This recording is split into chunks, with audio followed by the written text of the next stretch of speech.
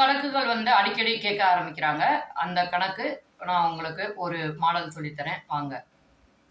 4 கிலோமீட்டருக்கும் 400 மீட்டருக்கும் இடையே உள்ள விகிதாச்சாரம் என்ன?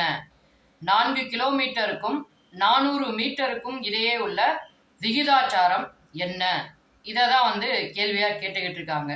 இதே மாடலில் நிறைய கேள்விகள் கடந்த தேர்வுகளில் இடம்பெற்றிருக்கு. இது ஒன்றுமே இல்லைங்க, ரொம்ப எளிமைதான் இந்த கணக்கு. அதாவது 4 கிலோமீட்டர் அதை மீட்டராக மாற்றிக்கிங்க. 1 கிலோமீட்டர் 1000 மீட்டர். அப்போ 4னா 4000. இதை இப்படி எழுதிக்கிங்க, 4000/400. இது ரெண்டையும் சிம்பிளிஃபை பண்ணி விடுங்க. 4000ல் 3 ஜீரோ இருக்கும், அதை வந்து எடுத்துருங்க. 400ல் 2 ஜீரோ இருக்கும், அதையும் எடுத்துருங்க. 40/4. இதை இப்போ சிம்பிளிஃபை பண்ணுங்க, 10/1ன்னு வரும். இதை ரேஷியோவில் எழுதும்போது 10:1 இந்த ரேஷியோவில் எழுதணும்.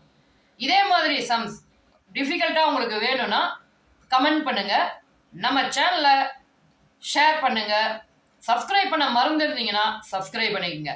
நிறைய வீடியோஸ் உள்ளே கொடுத்துருக்கோம், அது எல்லாத்துக்கும் லைக் கொடுத்து சூப்பராக கெத்தாக கேட்டு படிச்சுட்ருங்க.